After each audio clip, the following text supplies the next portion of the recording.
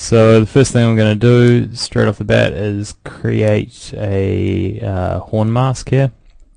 Just doing it in scalar because it needs no color information. I'm going to paint it black on white. You can do it however you want. Just doing this to because as I already said, the two major surfaces we'll be dealing with is skin and the horns. So I'm going to want to know where the edge is on multiple occasions, so I just want to get that kind of sorted out straight away. What I'm doing here is I'm playing around with the lights and attaching them to my camera. Some of them to my camera, and it's just so I can see a bit more of the form by turning one of the fill lights off.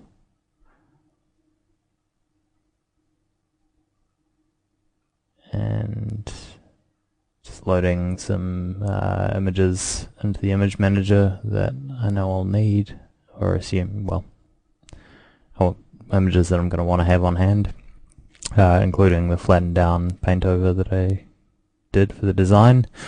So yeah, just want to use that as reference to start painting that horn mask in. Just using a really simple brush here.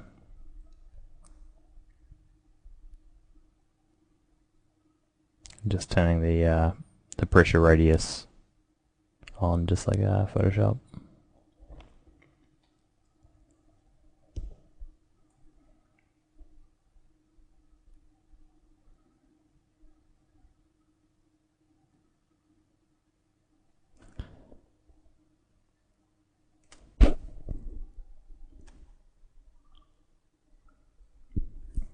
Just trying to stick to an organic edge. It's quite easy for these things to look a little mechanical.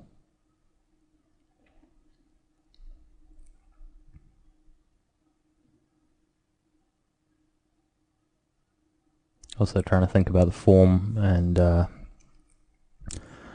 just thinking about how the horn would develop and the tension of the skin as the horn cut through. Basically just thinking about which parts of the skin would have given first as it cut its way out of the skin.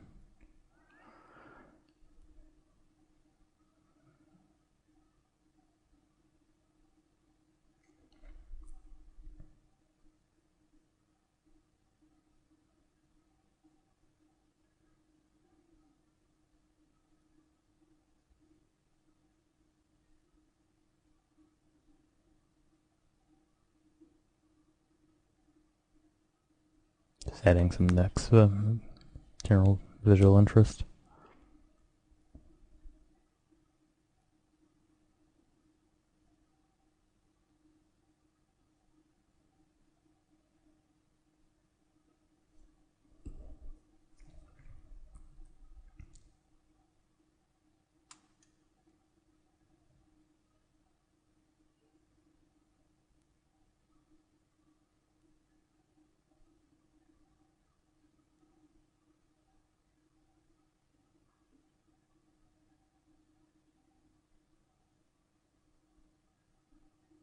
Just trying to paint in different ways all around the edge, basically just so I don't do anything too repetitive.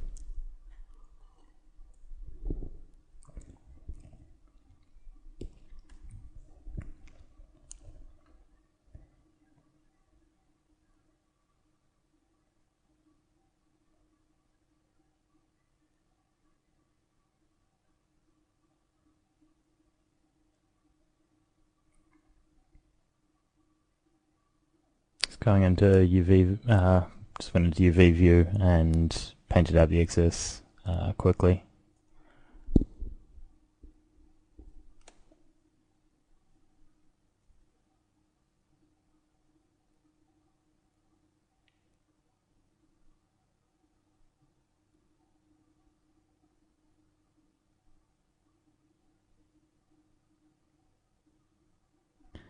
So here I'm adding a layer of displacement called horn displacement.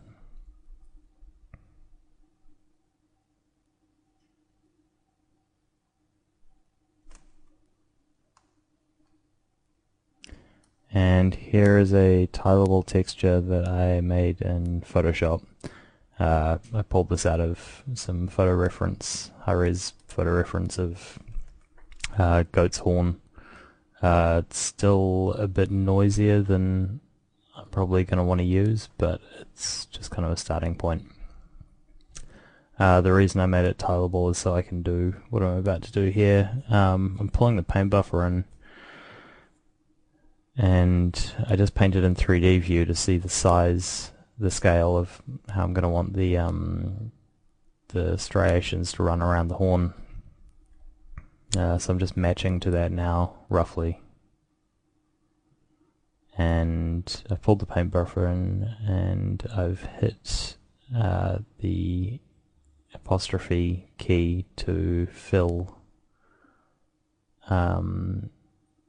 the paint buffer with the repeatable stamp from the paint through tool. This just means that I have a full paint buffer of texture, and I know exactly the resolution of it to manipulate to fit my geo. I know that the topology of the horns is similar to the way that I'm going to want the striations to run around, so I'm basically just using that as a guide, and that should give me a reasonable constant direction. I've copied it to the other horn. As I said before, the horns don't match, so it's going to require quite a bit of hand painting to finish up the other horn, but at least the scale should be roughly the same. So, and now I'm just going through and filling any areas that were missed.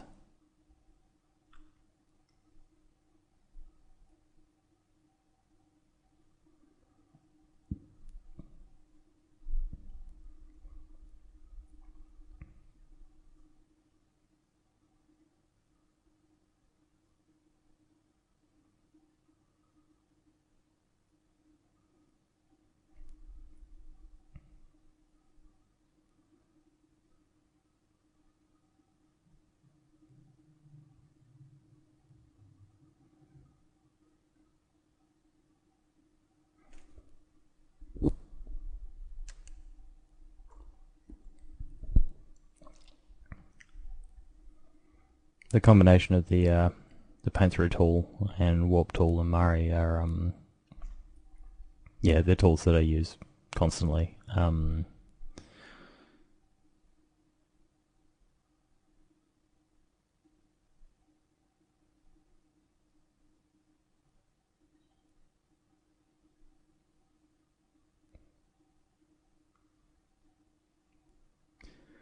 Now this is roughly the look that I'm going for.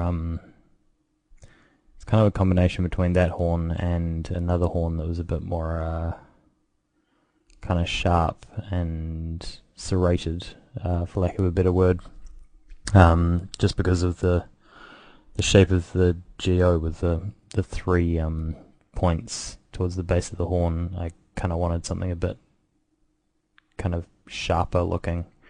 But for general color and specular, that's where I'm getting that from. So I just want to keep checking with that.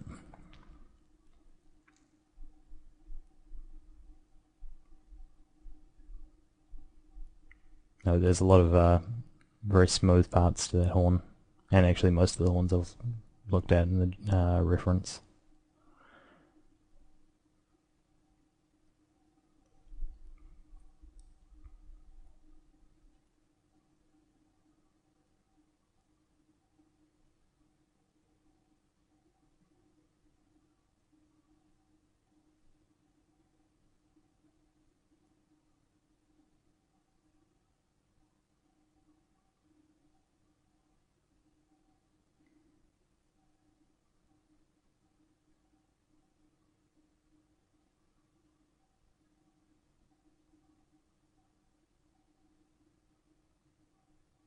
Just trying to match up the the direction as much as possible.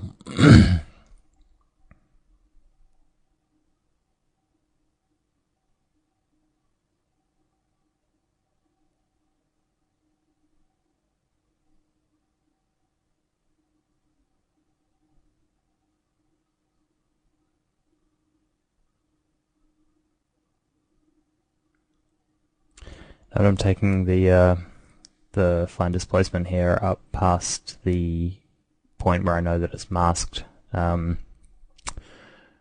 This is I'll do the same with the skin displacement, and it's basically so that if I decide to move the point of the cuticle at any point, you know, the edge of it, I'll have no problem with that, and it'll I'll just be able to mask it and change the mask to reveal more of the horn, more or less of the horn.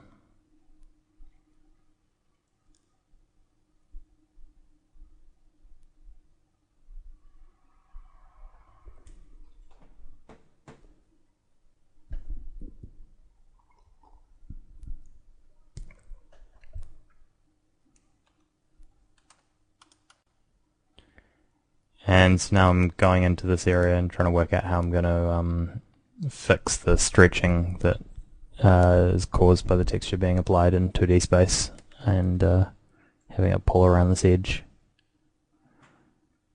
End up using a range of techniques for breaking it up.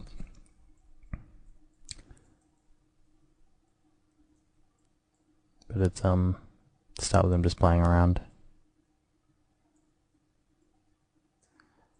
I try and pull some cracks out of the this displacement and warp them on.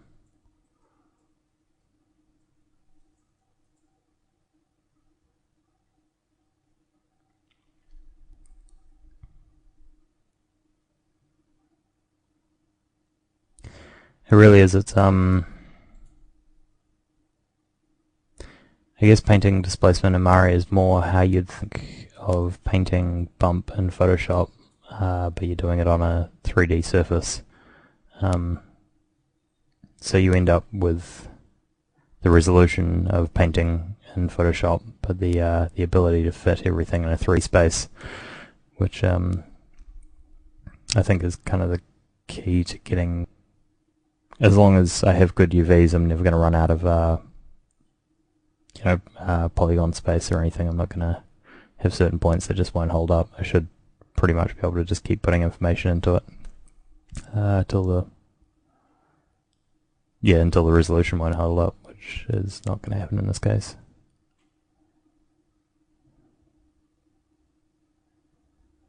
The texture that I'm using for this horn could do with a bit of cleanup, admittedly. But yeah, it's pulled from about a 3K photo, so it's more than I'll ever need.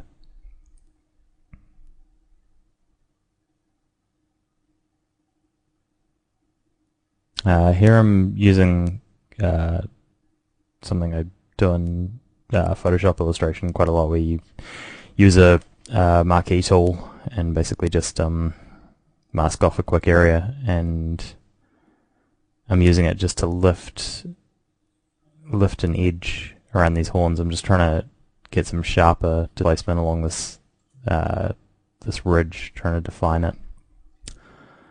So yeah, using a soft brush, so I know that I'll have a soft gradient incline on the inside edge and a sharp fall off at the edge, on the outside edge.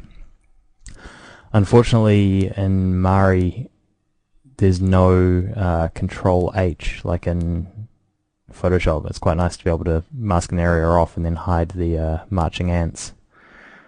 But yeah, hopefully that'll come along at some point. You also have to go up and hit clear in the top right hand corner, which is I should actually check if there's a hotkey for that, but yeah, I haven't used it yet.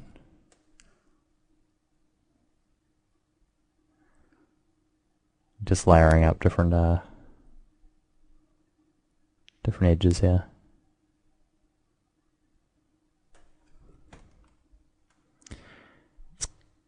one of the reasons I wasn't too fussed about cleaning up.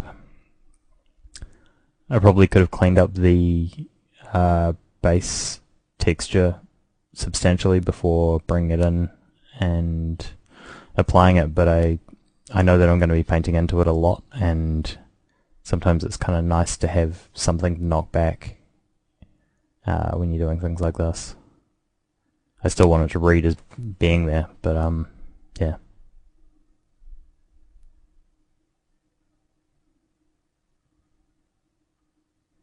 If worst comes to worst, I could open up these patches in Photoshop and clean them up again if I wanted.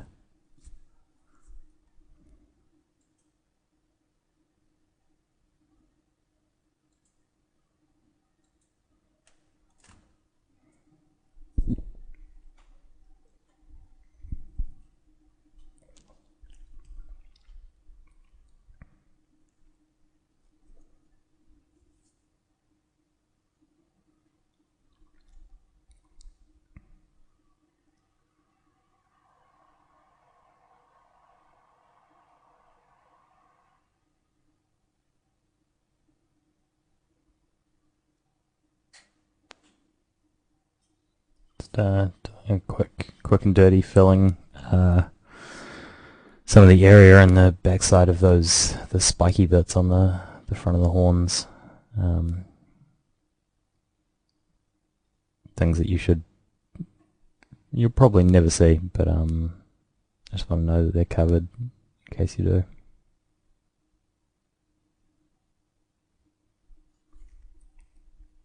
Also, I mean, the other thing is just the difference in specular response you'll get from something that has no fine displacement on it to the areas that do. Which is kind of what I'm hoping to do with lifting these edges here.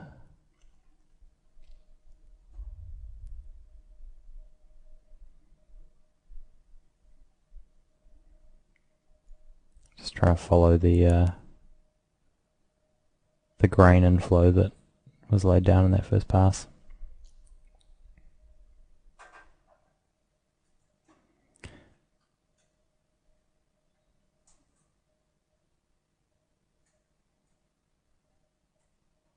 End up spending quite a lot of time going back and forth doing this.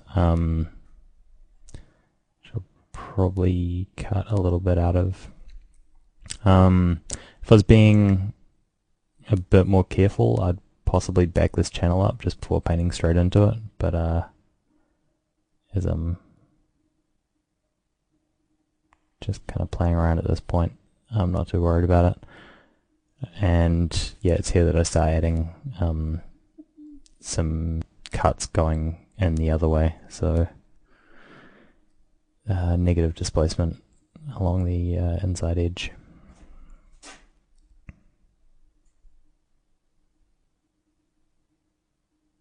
Positive and negative, like so.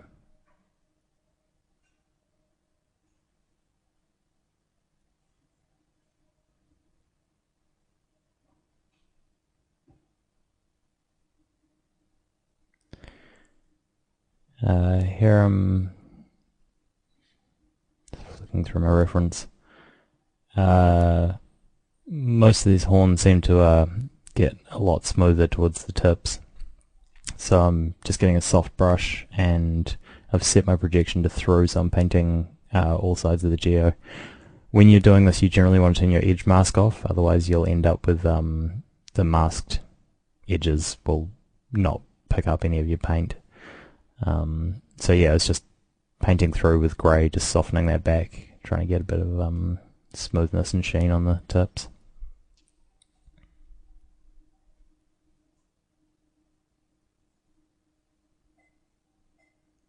Here I'm using the ambient occlusion.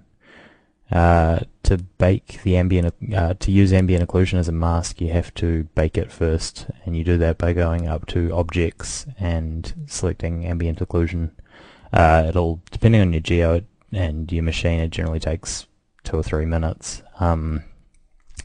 It's good. There's not there's not as many settings, and the quality isn't quite as good. It's a lot faster, but it's not quite as good as doing it in Maya. It really depends what you're looking for. If you're just wanting to use it to scum up an asset and be able to select all the recesses, it's perfectly adequate. And yeah, it's a lot faster than Maya.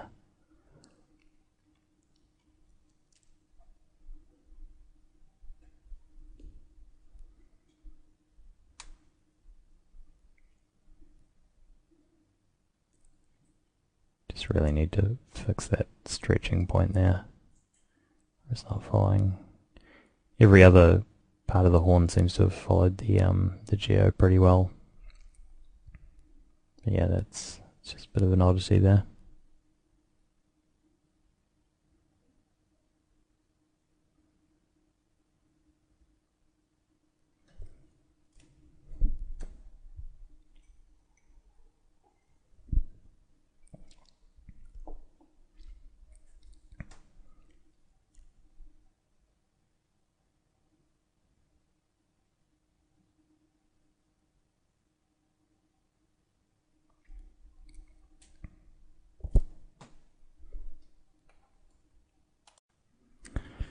So yeah, I'm just going around adding more and more striations and cuts, trying to break up the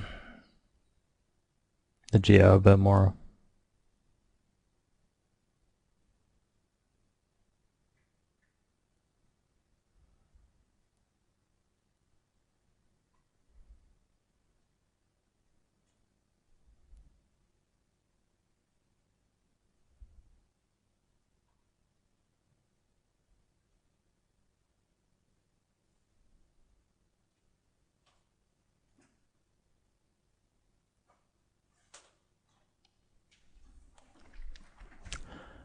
That's an interesting point. If you change your marquee tool selection while you have information in the paint buffer, it will mask out what is in the paint buffer. You need to bake down your information before you change your marquee selection if you want to retain the information that you have.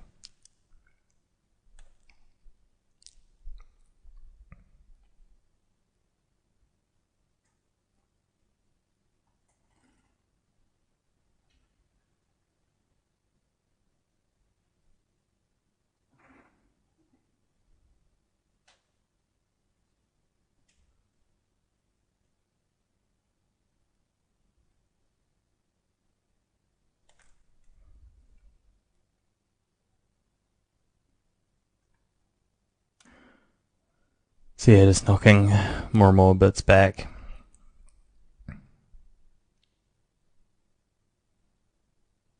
Skipping over to my reference. Just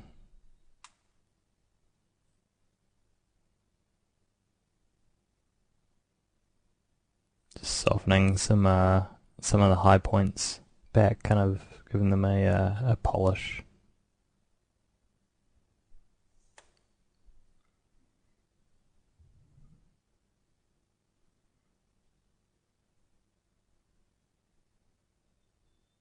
To do this, what I've done is I've duplicated the fine displacement for the horns, and I'm masking it with I'm using a mask itself, essentially, another version of itself. So basically I'm just pulling any high points out of it, and I'm using the darker values to mask it. So yeah, I'm basically just polishing off the high end of the range, if you know what I mean.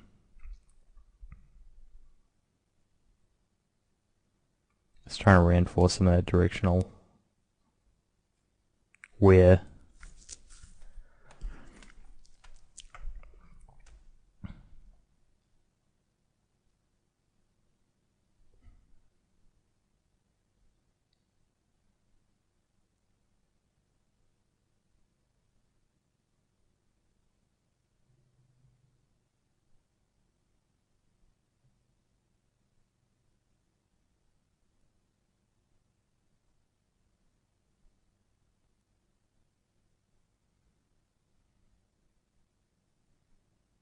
tend to use channel masking a lot.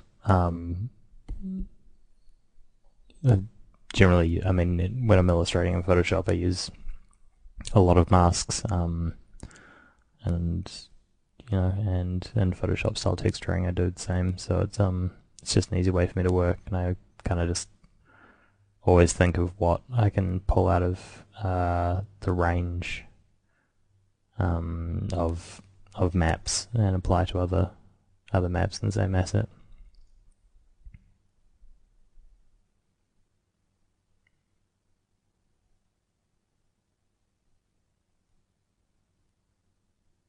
Having a spline curves tool set up for the channel masking, yeah, really makes that a lot more powerful.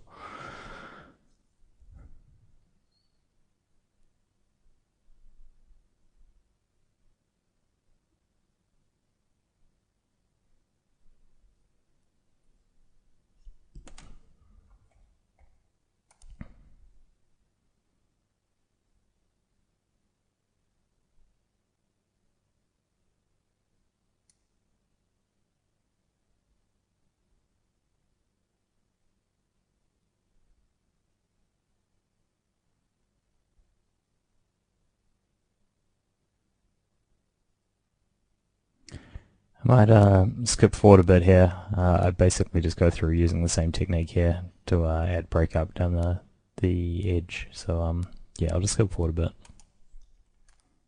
Alright, here's something interesting I just did.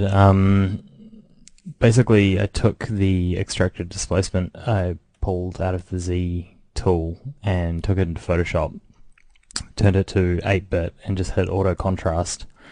What that does is, pulls all the pulls it right out to black and white, and I've pulled this in as a channel and called it horn extracted displace mask. Sorry, and that just gives me a mask that just has a bit more information for my high and low points, and I'm just using that now so that when I'm doing some more of these cuts, that they'll modulate along the high and low points of the sculpt. Yeah, it's kind of always on the lookout to try and, I guess every texture artist is, but always looking out to try and reuse as much information as possible.